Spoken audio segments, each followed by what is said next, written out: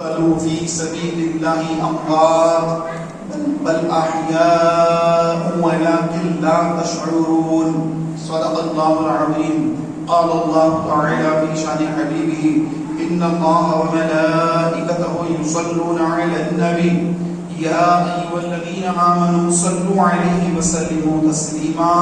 اللهم صل على سيدنا ومولانا محمد وعلى آل سيدنا ومولانا محمد وبارك وسلم. صلاة وسلام عليك يا رسول الله صلی اللہ تعالی علیہ وسلم. حضور نبی کریم رؤوف الرحیم صلی اللہ تعالی علیہ وآلہ وسلم کا فرمان ہے کہ جب ایک مسلمان درود شریف پڑھتا ہے تو اللہ تبارک و تعالیٰ کے معصوم فرشتے اس کا درود اس کے والد کے نام کے ساتھ رسول پاک صلی اللہ علیہ وسلم کی بارگاہ میں پیش کرتے ہیں، عرض کرتے ہیں کہ یا رسول اللہ صلی اللہ تعالی علیہ وسلم، یہ آپ کا فلاں ابن فلاں امتی نے آپ کی بارگاہ میں یہ درود شریف بھیجا ہے.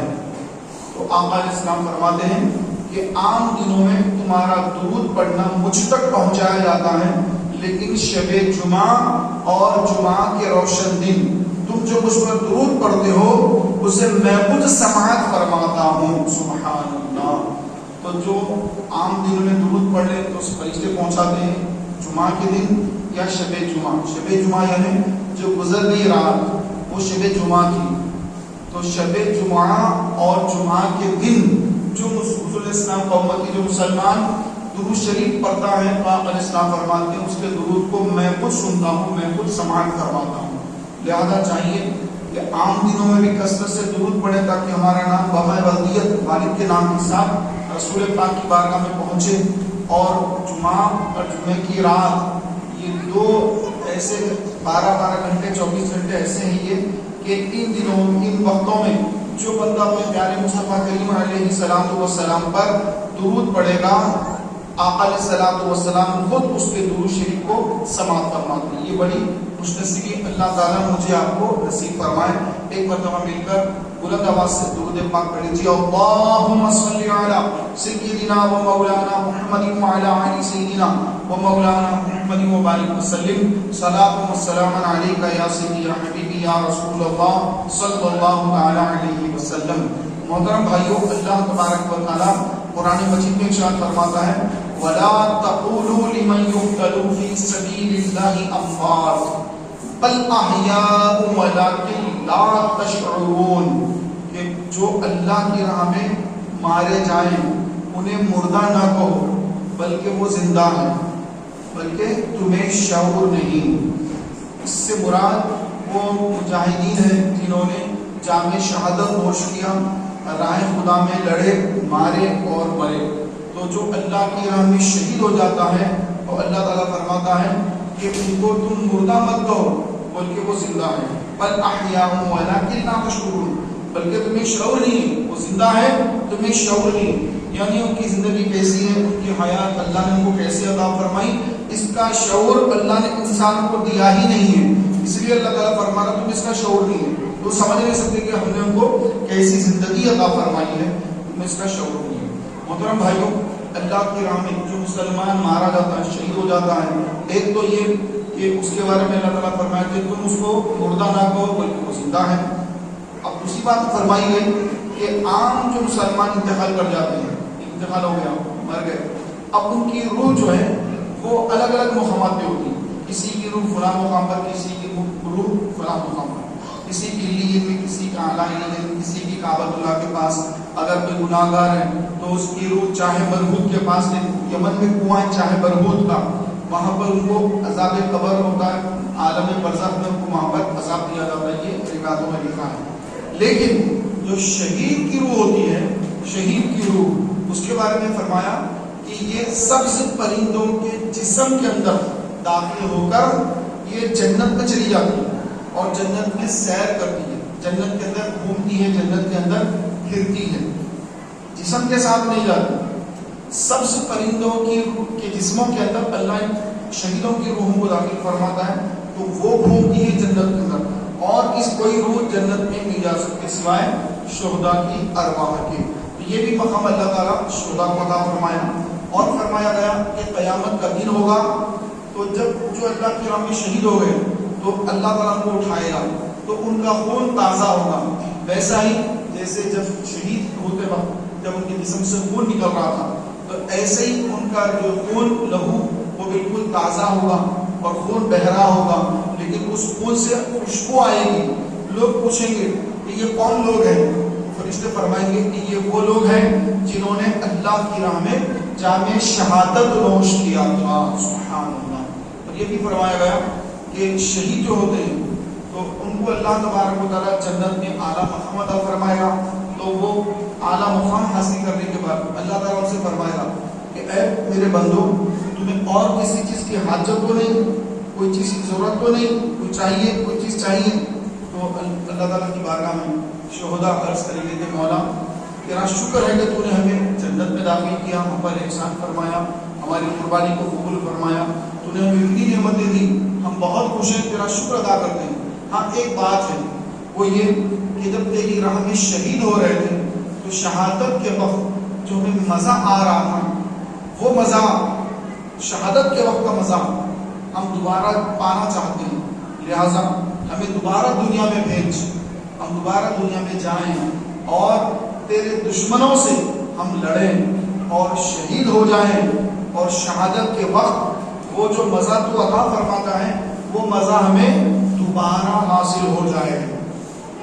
اللہ تعالیٰ فرماتا ہے کہ اے بندو, ہم ہر ایک کو ایک ہی مرتبہ آزماتے ہیں, بار بار نہیں آزماتے. اب تم کو داخل جنت کر دیا گیا, اب یہاں سے دوبارہ دنیا میں آزمائش کے لیے, امتحان کے لیے نہیں بھیجا جائے گا, اور تم اب جنت میں آرام سے رہو, تمہیں یہاں سے کوئی نہیں نکالے گا. تو میرے پیارے محترم بھائیوں, اللہ کی راہ میں شہید ہونا یہ بہت بڑی سعادت مندی ہے. اللہ تبارک و تعالیٰ نے شہیدوں کے مقام اور مرتبے بڑے بلند رکھے ہیں, بڑا ان کا درجہ رکھا ہے اللہ تعالیٰ نے, اور موت کی تکلیف ان کو نہیں ہوگی, قبر کا عذاب ان کو نہیں ہوگا, حشر کے میدان میں عرش کا سایہ ان کو نصیب ہوگا, پلصراط پر وہ کامیابی سے گزر پائیں گے اور ان کا عمل نامہ سیدھے ہاتھ میں ملے گا. یعنی آخرت کی تمام منزلیں ان کے لیے آسان ہیں. تو اب دیکھیں کہ مسلمان جو فلسطین کے اندر آپ دیکھ رہے ہیں کہ مسلمان بڑے بچے بوڑھے ضعیف حضرات خواتین ہزاروں نے لاکھوں میں شہید کر دیے گئے, آنکڑے بتا رہے کہ 40,000, لیکن اس سے کئی زیادہ لاکھوں میں شہید کر دیا گیا, کئی مسلمان شہید ہو گئے, اور شہادت ابھی بھی ہو رہی ہے, اور کئی تو بھوک سے وہاں پر انتقال کر رہے ہیں, شدت کی وجہ سے پانی نہیں ہے, کھانا نہیں ہے, اور رہنے کے لیے کوئی جگہ نہیں ہے. تو یہ بہت بڑی اللہ کی طرف سے آزمائش ہے میرے پیارے بھائیوں. اور مسلمان جو ان کی مدد کر سکتے ہیں وہ ان کی کوئی مدد کرنے کو تیار نہیں ہے, سب اپنا اپنا دیکھتے ہیں. میری حکومت, میری سلطنت, میری بادشاہت یہ سلامت رہے, اس پر کوئی آنچ نہ آئے, مجھے کوئی تکلیف نہ ہو, اگر جگہ مسلمان مر رہا تو مرنے دے. اس طرح لوگوں نے ذہن بنا لیا ہے. خاص کر گلف کنٹریز کے اندر جو معاملہ ہو گیا ہے بالکل ایسا ہوگا کہ ان کو کوئی فرق ہی نہیں پڑ رہا ہے, اور یہاں تک کہ سوشل میڈیا کے ذریعے سے معلوم ہو رہا ہے کہ وہاں پر سعودی عرب میں فلسطین کے مظلوموں کے لیے دعا کرنا قانوناً جرم بنا دیا گیا. یہ بھی جو خبریں آ رہی ہیں. میرے پیارے بھائیوں, یہ صرف اور صرف دنیا داری ہے اور دنیا پرستی ہے اور دین سے دوری ہے, اور ان کے اندر ایمان کی کوئی کیفیت ہی نہیں ہے. کہ آقا علیہ السلام نے فرمایا ایک مسلمان, اگر ایک مسلمان کو تکلیف پہنچے تو پوری دنیا کا مسلمان بے چین اور بے قرار ہو جاتا ہے, بے قرار ہو جاتا ہے.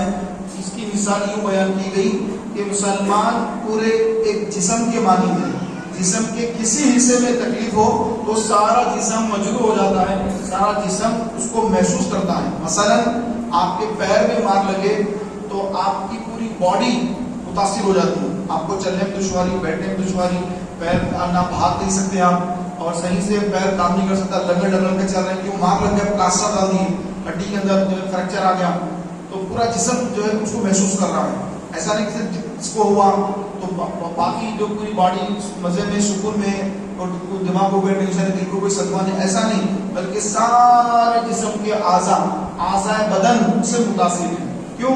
کیونکہ ایک چیز کو کچھ تکلیف تکلیف پہنچی تو سارے جو ہے اعضاء متاثر ہوتے ہیں. تو مسلمان کی صفت یہ بیان کی گئی کہ اگر کہیں کے مسلمان پر اگر تھوڑی سی تکلیف آئے، مشکل آئے، تو پوری دنیا بھر کے مسلمان بے چین اور بے قرار ہو جاتے ہیں. یہ مومنانہ صفات ہے.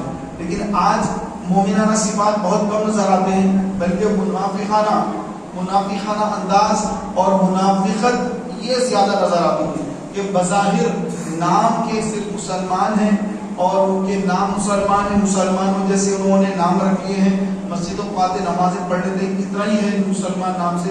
باقی ان کے اندر اسلام، سرکار کی محبت، بیت المقدس کی محبت، ان کے اندر ایک مسلمان کی تکلیف کا احساس یہ بالکل ختم ہو چکا ہے. آج ہمارا حال یہ ہو گیا ہے، ہم سمجھ رہے ہیں کہ فلاں جگہ پہ یہ ہو رہا ہے، نہیں، وہاں ہو رہا ہے، کل کے دن یہاں پر بھی ہوگا. اس کے اثرات پورے ورلڈ پہ اس کے اثرات مرتب ہوتے ہیں. یاد رکھیے کہ کہیں کچھ اگر ہوتا ہے ہم سمجھے بھائی یہاں پہ تو کچھ بھی نہیں ہے، یہاں پہ تو سب سکون سے چل رہا ہے. نہیں، ایسا نہیں ہے. وہاں پہ ہوتا ہے، بعد میں اس کے اثرات ادھر بھی آتے ہیں. پھر جو لوگ سمجھ رہے کہ ہم تو بہت سیو ہے، بہت پیچھے، ہم کو تو کچھ بھی نہیں ہوگا، ایسا نہیں ہوگا. بلکہ جہاں تک مسلمان رہتے ہیں ہر علاقے کے اندر، اس کے بعد اس کے اثرات پڑتے ہیں، فرق پڑ جاتا ہے. اگر اب ایک 3 منزلہ ایک جہاز ہے اور نیچے اگر پانی آنا شروع ہو گیا، دوسری تیسری منزل والے اگر یہ بولے کہ پانی تو نیچے آ رہا ہے، اوپر کی منزل پہ تھوڑا ہی آ رہا، اگر وہ خاموش ہو گئے تو پھر وہ پہلی منزل پہلے ڈوبے گی، اس کے بعد پہلے تو گراؤنڈ فلور کی منزل ڈوبے گی، پھر اس کے بعد فرسٹ فلور پہ سیکنڈ فلور کی منزل، سارا کا سارا جہاز ہی ڈوب جائے گا. تو جو لوگ غلطی کر رہے ہیں ان کو سدھارنا ہوگا. اوپر والے نیچے والوں کو بتائیں کہ بھائی وہ بند کرو، سوراخ پڑ گیا ہے، پانی اندر آ رہا ہے، یہ سمندر کا پانی جب اندر آ گا تو یہ کشتی ڈوب جائے گی. تو اسی طرح پیارے بھائیوں، اگر کہیں غلطی کو دیکھ کر اگر لوگ خاموش رہ گئے تو پھر وہ بھی ڈوبیں گے، وہ بھی ہلاک ہوں گے، ان کی بھی باری آئے گی، بعد میں آئے گی. تو لہٰذا ہم اپنے آپ کو تیار رکھیں کہ ہم دنیا میں ہمیشہ کے لیے نہیں آئے ہیں، بلکہ اللہ تعالیٰ نے ہمیں ایک مختصر وقت کے لیے دنیا میں بھیجا ہے. یہ دنیا ہی سب کچھ نہیں ہے. سیدنا امام حسین رضی اللہ تعالیٰ عنہ نے یزید سے اختلاف کیا تو ہم امام حسین کو شہید کر دیا. یزید اس لیے یزید کے ہم دشمن ہیں کہ یزید سے ہمیں بڑی جو ہے یزید سے نفرت ہے. کیوں؟ بعض لوگوں کو اس لیے نفرت ہے کہ اس نے امام حسین کو شہید کر دیا. لیکن امام حسین کی شہادت سے پہلے امام حسین اس سے ناراض ہیں کیونکہ وہ شریعت مصطفیٰ کے خلاف چلتا ہے. تو امام حسین کی شہادت سے پہلے اگر آپ دیکھیں گے تو اسی وقت سے ہی یزید پلید ہے. یزید نے دین مصطفیٰ کو بگاڑنا چاہا اور امام حسین کی بیعت کرنی چاہیے تاکہ امام حسین میرے ہاتھ پر بیعت کر لے گا تو میرے سارے کام صحیح ہو جائیں گے. لیکن امام علی مقام اس سے اختلاف فرمایا. تو پیارے بھائیوں، ہمارے پاس یزید 2 طرح کا مجرم ہے. ایک تو اس نے دین مصطفیٰ کو بدلنے کی کوشش کی، جس طرح امام حسین کا جو موقف تھا ہم غلامان حسین کا بھی وہی موقف ہے، اسی وجہ سے اسے ہم جو ہے نفرت کرتے ہیں. اور دوسرا، اس نے امام علی مقام کو شہید کر دیا. یہ اس کی بہت بڑی غلطی تھی، اس سے بھی اس سے نفرت کرتے ہیں. پھر اس کے بعد اور بھی اس نے کام کیے کہ امام حسین کے شہادت کے بعد اس ظالم نے کعبۃ اللہ پر حملہ کیا، مکہ مکرمہ پر، مدینہ منورہ پر، اس پہ بھی اس نے حملے کیے اور مسلمانوں کو شہید کیا اور مسلمان بچیوں کے ساتھ عصمت دری کی. تو اس کے بہت سارے جرم ہیں، اس کے بہت سارے خطائیں ہیں. کچھ خطائیں نہیں، بہت خطائیں ہیں اس کی. تو میرے پیارے بھائیوں، آج اگر ہم دیکھ رہے ہیں کہ سعودی عرب کے اندر ایسا ہو رہا ہے، دبئی کے اندر ایسا ہو رہا ہے، یہ کوئی بڑی بات نہیں ہے. یزید ایسے قسم کا آدمی تھا، اس کو کوئی فرق نہیں پڑتا تھا. اسی طرح جو آج ہم دیکھ رہے ہیں، یہ انہی کی ناجائز اولادیں ہیں جو اس طرح کی حرکتیں کرتے ہیں. اسلام کو نقصان پہنچے انہیں کوئی فرق نہیں پڑتا.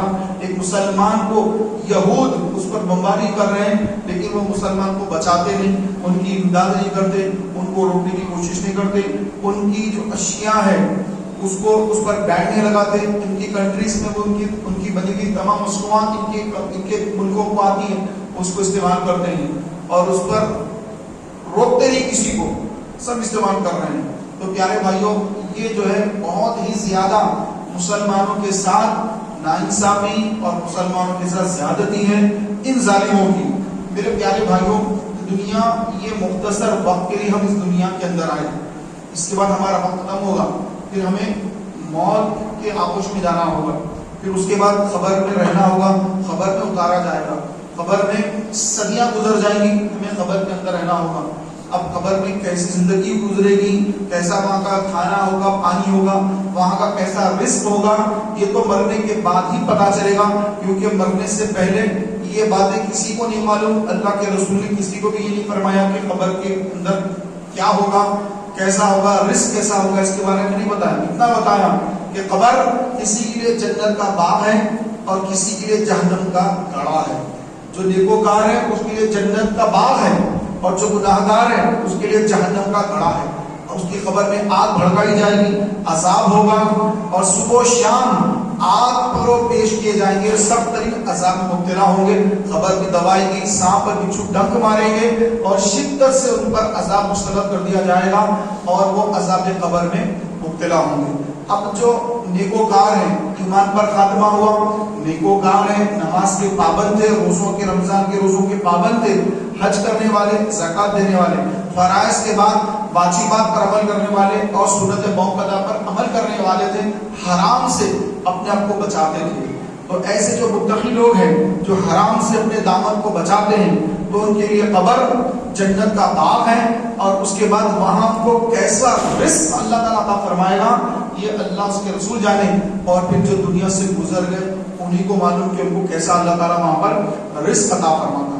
دنیا میں رزق ہم کھانا کھاتے، پانی پیتے، روٹی کھاتے، سالن کھاتے، یہ دنیا میں رزق ہے، لیکن اللہ تبارک و تعالیٰ جب عالم برزخ میں اپنے بندے کو منتقل کر دیتا ہے، بندے کا انتقال ہو جاتا ہے، وہ منتقل ہوتا ہے عالم برزخ میں، تو عالم برزخ کا رزق الگ رزق ہوتا ہے، اور وہ کیا ہوتا ہے خدا جانے، کیونکہ جسم اور روح الگ الگ ہو گئے، جسم یہاں پر ہے اور روح الگ چلے گئی، تو جسم اور روح الگ الگ ہو گئے، تو اب ان کا اس کا جو رزق ہوگا وہ اللہ تعالیٰ ہی جانتا ہے، اس کا رزق اللہ تعالیٰ کو کیسے عطا فرمائے گا، اور فرمائے گا کہ شہید کو اللہ تعالیٰ عزت کی روزی عطا فرمائے گا، بہترین عزت کی روزی اللہ تعالیٰ ان کو عطا فرمائے گا۔ پیارے بھائیوں، جو غیر مسلم کی تلوار سے کٹ کے مر گیا، بمباری میں مر گیا، وہ تو شہید ہو گیا، لڑتے لڑتے مرتے شہید ہو گیا، وہ بھی ثواب کا حقدار بن گیا۔ اس سے ہٹ کر اور بھی کچھ لوگ ہیں جن کو اللہ تبارک و تعالیٰ شہادت کا ثواب عطا فرماتا ہے۔ مثلا اگر کسی کو پیٹ کا درد ہے اور پیٹ کا درد اس قدر شدت سے بڑا اور وہ پیٹ کے درد سے ہی مر گیا، تو فرمایا گیا کہ ایسا بندہ بھی شہادت کا ثواب پائے گا۔ شہید ایک الگ درجہ ہے، لیکن شہادت کا جو ثواب ہے وہ ثواب اس بندے کو مل جائے گا جو پیٹ کی تکلیف سے انتقال کر گیا۔ پھر فرمایا گیا اگر کوئی تعاون کی بیماری، پہلے نکلتی تھی تعاون کی بیماری، ابھی وہ بیماریاں ختم ہو گئی کہ وہ پوری جیسا کورونا نکلا تھا، ایسے ٹائپ کی بیماری پہلے آتی تھی تعاون کے نام سے، پلیگ بولتے تھے، پلیگ کی بیماری ہو گئی، لوگ اس میں مر جاتے تھے، شہر کے شہر، گاؤں کے گاؤں، پورے کے پورے ایک علاقے میں آ گیا تو پورے علاقے میں پھیل جاتا، لوگ مر جاتے تھے۔ تو ایسا کوئی تعاون کی بیماری میں مر گیا تو اس کو بھی شہادت کا ثواب فرمایا گیا۔ اسی طرح اگر کوئی سو رہا تھا اور ایک دیوار گر گئی اور دب کے مر گیا، انتقال ہو گیا، تو فرمایا گیا کہ اللہ تعالیٰ اس کو بھی شہادت کا ثواب عطا فرماتا ہے۔ اسی طرح کوئی ایسی بیماری میں مبتلا ہو گیا اور وہ بیماری کے سبب اس کا انتقال ہو گیا، تو فرمایا کہ اللہ تعالیٰ اس کو بھی شہادت کا ثواب عطا فرماتا ہے۔ اور فرمایا کہ جو کسی کے عشق میں مرا، کسی کی محبت میں، جبکہ پاک دامن ہو اور اس کا دامن ناپاک اور گندا میلا نہ ہو، پاک دامن رہا اور کسی کی محبت میں وہ اندر ہی اندر گھٹ کر انتقال کر گیا، لیکن کبھی گناہ نہیں کیا، کوئی اس کے دل میں گندی بات نہیں آئی، اور پاک دامن رہ کر اندر ہی اندر گھٹ کر انتقال کر گیا، تو فرمایا گیا کہ اللہ تعالیٰ اس کو بھی شہادت کا ثواب عطا فرمائے گا۔ اور جو سورہ بقرہ کی، سورہ حشر کی آخری آیات، آخری دو آیات اگر جو روزانہ صبح اور شام پڑھے گا، تو صبح اگر پڑھ لے تو شام تک اگر انتقال ہو گیا اس کو بھی شہادت کا ثواب ملے گا۔ شام میں اگر کوئی پڑھ لیا تو صبح تک اگر کوئی انتقال ہو گیا تو اس کو بھی اللہ تبارک و تعالیٰ شہادت کا ثواب عطا فرمائے گا۔ تو تو صبح اور شام سے کیا مراد ہے؟ دیکھیے پہر جو ہے نا 8 پہر ہوتے ہیں، ایک پہر، 2 پہر، 3 پہر، 6 پہر کہتے ہیں. یہ جملہ 24 گھنٹوں میں 8 پہر ہوتے ہیں. ایک پہر 3 گھنٹے کا ہوتا ہے. تو پہلا جو پہر ہوتا ہے وہ صبح 6 بجے سے 9 بجے تک ہوتا ہے. 9 سے 12 تک، 12 بجے 2 پہر ہو جاتی ہے. پھر 12 سے 3 تک 6 پہر ہو جاتی ہے، 3 بجے 6 پہر، اور 3 سے 6 تک یہ شام کا ٹائم ہو جاتا ہے. تو یہ 3 گھنٹے کا ایک پہر ہوتا ہے، اور یہ پورا ایک دن کے 8 پہر ہوتے ہیں. تو اب جو صبح و شام پڑھنے کے جو وظائف ہوتے ہیں تو اس کو کون سے ٹائم پہ پڑھنا ہے اس کو آپ سمجھ لیجئے کہ اگر آپ صبح میں پڑھ رہے ہیں تو کون سا ٹائم مراد ہے، صبح کے ٹائم سے مراد کون سا ٹائم ہے؟ تو فرمایا کہ آدھی رات گزرنے کے بعد، مثلا 12 ساڑھے 12 بجے کے بعد، 12 بجے سے لے کر کے فجر کا وقت ختم ہونے تک یہ ہے صبح کا وقت. اگر کوئی وظیفہ پڑھ رہے ہیں، آپ کو کسی صاحب نے کوئی وظیفہ بتایا تو یہ وظیفہ صبح کے ٹائم میں پڑھنا ہے، تو یہ 7 بجے پڑھنا نہیں ہے. یہ صبح کب شروع ہوتی ہے؟ آدھی رات ڈھلنے کے بعد سے لے کر کے فجر کا وقت ختم ہونے تک یہ صبح کا وقت ہے. اور شام کا وقت کب سے کب تک ہے؟ ظہر کا وقت شروع ہو گیا، 12:30 بجے ظہر کا وقت شروع ہوتا ہے. 12:30 بجے ظہر کا وقت شروع ہو گیا تو 12:30 بجے سے لے کر کے سورج ڈوبنے تک، غروب آفتاب، سورج ڈوبنے تک یہ شام کا وقت ہے. اور رات کب سے کب تک ہے؟ جیسے مغرب کا سورج ڈوبا، مغرب شام شروع ہوئی، جیسے مغرب کا وقت شروع ہو گیا، اذان ہوگی مغرب، یہ اذان تو 5-10 منٹ کے بعد ہوتی ہے، جیسے سورج ڈوبا رات شروع ہو گئی. اور پھر رات کب تک ہے؟ رات جب تک کہ فجر کا وقت شروع نہ ہو جائے، یہ رات کہلاتی ہے. تو اس کو آپ سمجھ لیں. اور جب بھی جو وظائف وغیرہ پڑھے جاتے ہیں تو انہی اوقات میں پڑھنے کا صحیح معنی نکالے جاتے ہیں. ورنہ اگر کوئی 7 بجے پڑھے، 8 بجے پڑھے، شام کو تو رات میں پڑھ لے، تو شام کو تو ظہر سے مغرب تک شام ہے، مغرب سے لے کے صبح فجر کا وقت شروع تک یہ رات ہے.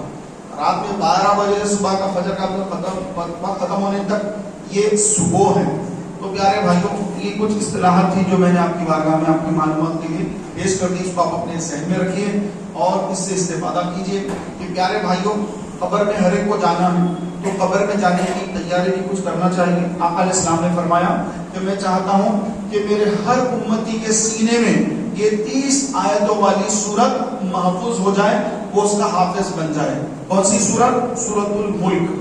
کہ جو مسلمان روزانہ مغرب کی نماز یا عشاء کی نماز کے بعد رات میں کبھی بھی اگر سورت الملک پڑھ لیتا ہے، سورت الملک اگر پڑھ لیتا ہے، تو جب وہ مرے گا اور قبر میں جائے گا تو یہ سورت اس کو قبر کے عذاب سے بچانے کے لیے آ جائے گی. اگر اس کے سرانے سے عذاب آ رہا تو سورت آگے ٹھہر جائے گی کہ یہ خبردار یہاں سے مت آنا کہ یہ بندہ میری تلاوت کرتا تھا. پھر عذاب دائیں طرف سے آئے گا تو یہ سورت جو ہے دائیں طرف آگے ٹھہر جائے گی، خبردار اس طرف سے مت آنا کہ یہ بندہ میری تلاوت کرتا تھا. پھر اگر ادھر سے آئی عذاب پیروں سے آئے، پھر وہاں کے وہ تلاوت وہ سورت الملک ٹھہر جاتا ہے کہ ادھر سے بھی مت آنا. پھر لیفٹ سائڈ میں جب آتی ہے، جب عذاب آتا ہے، یہ سورت آ کے وہاں ٹھہر جاتی ہے کہ خبردار ادھر سے بھی مت آنا، یہ بندہ مجھے روزانہ پڑھتا تھا، خبردار اس کے قریب مت آنا. یہاں تک کہ عذاب واپس لوٹ جاتا ہے اور وہ بندہ قبر کے عذاب سے بچ جاتا ہے. کون؟ جو روزانہ رات میں سورۃ الملک کی تلاوت کرے. اب جو غافل ہے، جس کو خبر ہی نہیں کہ مرنے کے بعد تنہ تنہ خبر میں پڑے رہنا ہے اور اس نے کوئی تیاری نہیں کی، تو پھر وہ اس کا ذمہ دار وہ خود ہوگا. روئے گا، اکیلا چلائے گا، اپنے بھائیوں کو پکارے گا، اپنی اولاد کو پکارے گا، کوئی اس کو جواب نہیں دے گے. تو قبر کی تیاری پیارے بھائی اب کرنا ہے. ہائے غافل وہ کیا جگہ ہے جہاں 5 جاتے ہیں 4 پھرتے ہیں، ایک کو قبر میں ڈال کر 4 واپس آتے ہیں. تو وہ غافل جو ہم غافل ہیں اور غفلت میں ہیں، ہمیں اپنی غفلت سے جاگنا ہے، بیدار ہونا ہے، اپنی خبر کی تیاری کرنا ہے. اللہ تعالیٰ کی بارگاہ میں دعا ہے کہ مولا تعالیٰ مجھے آپ کو اپنی قبر اور اپنی آخرت کی خوب تیاری کر لینے کی توفیق عطا فرمائے. آمین بجاہ نبی امین صلی اللہ علیہ وسلم. اگلی صفحوں کو پر فرما کر